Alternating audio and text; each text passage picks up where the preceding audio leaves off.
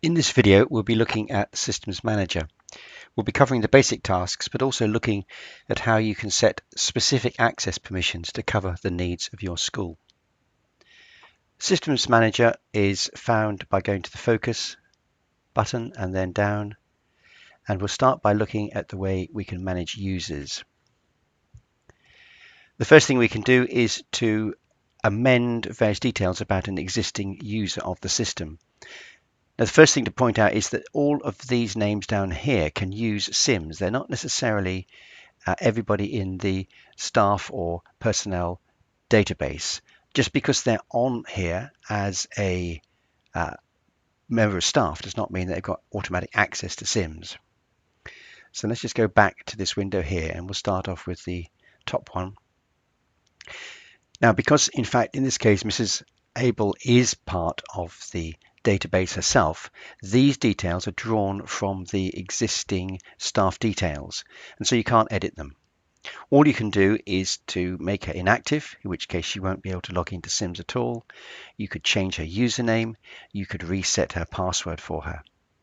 And it's quite useful that when you have done that, you can send her an email to tell her new details. We'll look at this in a little bit more detail in a moment. Further on down, we've got the permission groups that she's a member of and when they started. You could, for example, if she finished a particular part of her role in school, end that particular permission simply by removing it or editing it. So you could, for example, just say that one now has gone, it's down at the bottom here. So she ended her ability to go in with those permissions on the 28th of August. Other areas that you can deal with here are that you can add a new particular permission group. So supposing she has been assigned responsibilities as the data protection officer, then you can simply double click and that permission starts as of today. This section down here shows the permissions that that user has. In this case, you can see that there are some areas which are not allocated, and if you open these up, you'll find that within this there will be some that she can or she cannot have access to. Now, you can't edit these at this point. You can simply just view what the permissions are. If you don't want to see those that she hasn't got access to, just click there and you'll see all those areas that she does have access to. The section further down here in terms of emails and addresses, again, is grayed out. It's simply for viewing. These would be editable if you added a new user who wasn't already on the database. So we'll just discard this for the moment and we'll go for a new user. So the answer is here, first of all, to check to see whether they are already on the staff database. Now we want to add permissions for a new teacher that has got the name Anderson, and in fact her initial is M. So here we are, there's a Margaret Anderson and a Mary Anderson. Now the one we want is Mary Anderson. So open her up, and you can see that a lot of this information is populated because she's already on the staff database. So we want to, first of all, give her a username and password. Now that's already been assigned, as has the password. If you wanted to reset it, let's say, you could just simply click there and it would generate a random combination of letters and numbers. And equally, we'd want to send her an email to say that she's been set up on the system. So you click there for email and it automatically sends it to her according to the data that's already in the database. You can edit the template that this email uses. Let me just show you how to do that. If you go to Focus, Systems Manager, and then down to Settings, there's two things you can change here. One is the style of the default username and password and username. So for example, in this case, it's going to be whole surname and whole forename, but you could change that if you wanted to. And equally, you can change the wording of the body of the email and the title as well, the subject that goes to the person. And there's an example down at the bottom there. So if we go back to Mary Anderson, we've already set her up here. If you want to use trusted access, in other words, you would not have a user log into Sims, they would simply go in by virtue of their Windows username and password, then you need to search for them on in Active Directory. Now, I haven't got that on my laptop, so I can't demonstrate that to you, but you'd then find Mary Anderson in Active Directory and select her, in which case the password field then become a blank because there's no password necessary for her to be able to log on.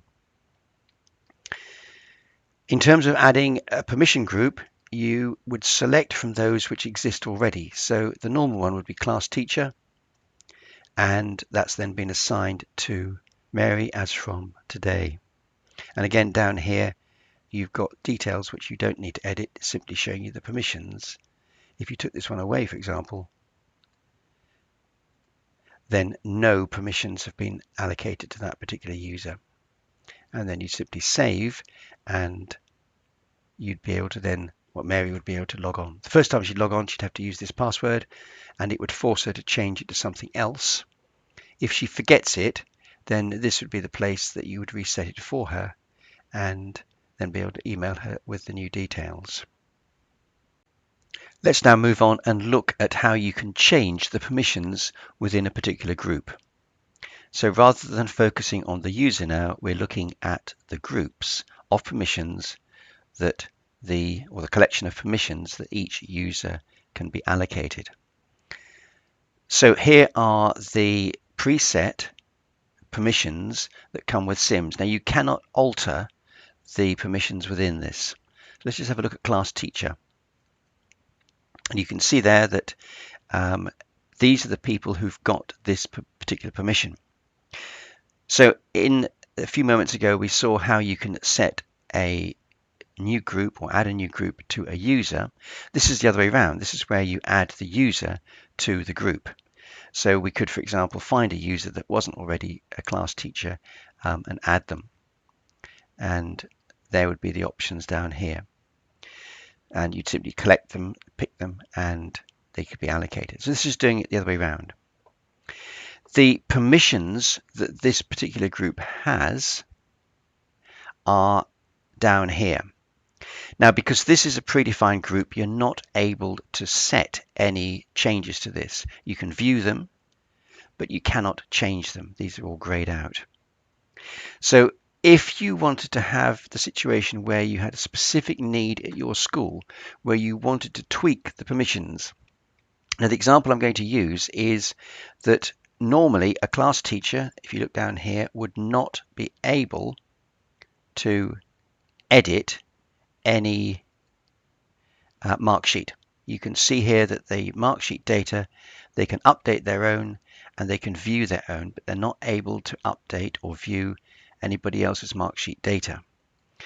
So supposing you had the situation where you wanted head of departments, for example, or heads of year to be able to go in and check the entries that have been made to another teacher's mark sheets, for example, to correct spelling mistakes or grammatical mistakes and so on.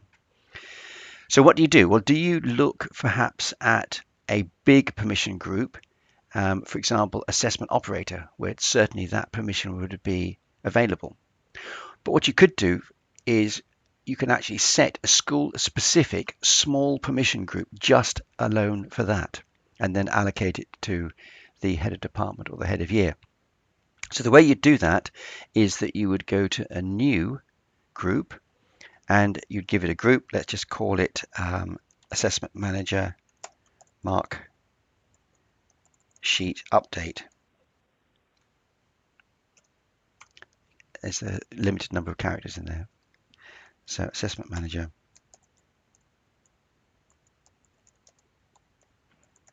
And then you could put the description down here.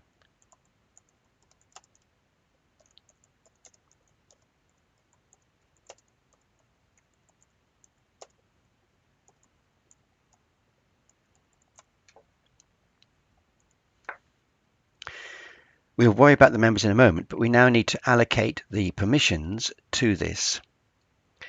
So if, for example, we knew it was in Assessment Manager, I think we're okay on this case because we know pretty much where it's going to be, then we could say that we want to be able to allow them to view all of them, and also update all. So all it's done is just given those two specific permissions, and then we could save that. And this now is available as one of the groups. So if, for example, we went back to an existing user, and we'll just search for the first one on the list. If we wanted to, we could use that school specific one. We may need to actually refresh this to be able to view them on there. Just go back to the way we were doing it just now. If you wanted to add it to a user, you could find that user. For example, you could pick out all of the heads of departments. Let's just go back and do that one again. And you could add another one, for example, search for them all. And if you use control click, for example, you could pick out the heads of departments. So we're now going to allocate this new mark to those particular users. And let's just see if it's appeared. So we've given it to Anita Abel. So let's have a quick look.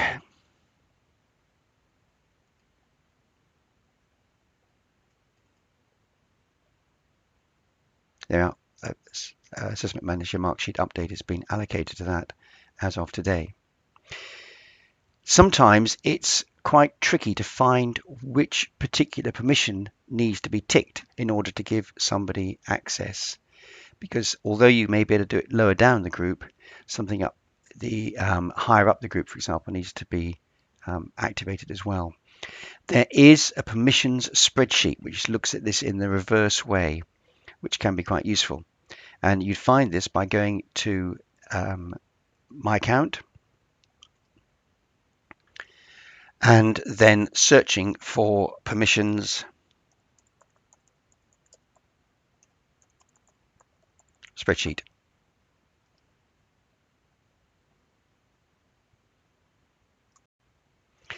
And then when all of the search results comes up, you simply click on Documents to filter it.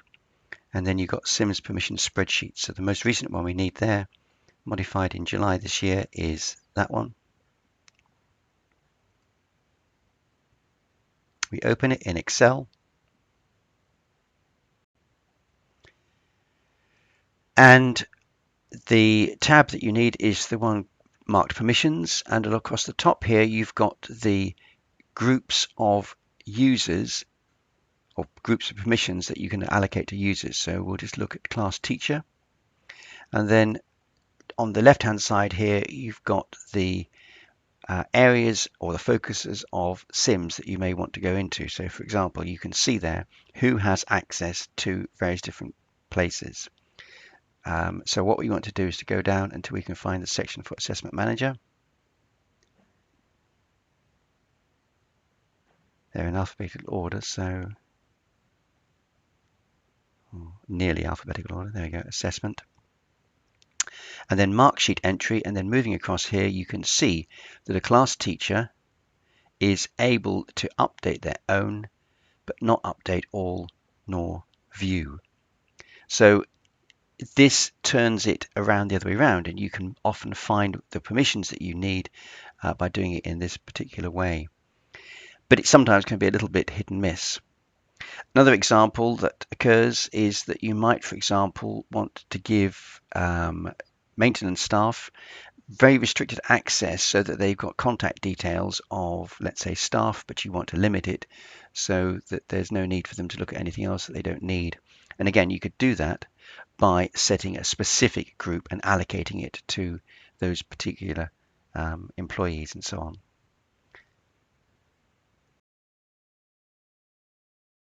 Now, there are other areas in Systems Manager that you might want to look at. For example, exporting and importing groups, which I must confess I've never used in a school. But this one can be quite handy. User access log to see who logged on when. Now, for my poor old laptop, it's always me, masquerading as Adrian Blacker, the head. So even if I wind it back, all I'll ever see is this logon detail. But one of the ones that is quite useful is to see how many users who've been set up have never touched Sims. This, for example, occurred in my school when we were giving access to peripatetic music staff, and we just wanted to see how many of them actually ever logged on to Sims. So the way we did this was by in Systems Manager, we would manage users, and then for searching, what we would do is we would look to see how many people had still got their temporary password allocated to them. And it would come up with a list there, which you could then print in various different formats and so on. So this one, for example, has not logged on, because if they had, then this password would not be shown here. It doesn't show their actual password that they've chosen when they've logged on for the first time. That would just be a blank then. But the fact that it's still got this combination of letters and numbers shows that they've never logged on to Sims. Quite useful.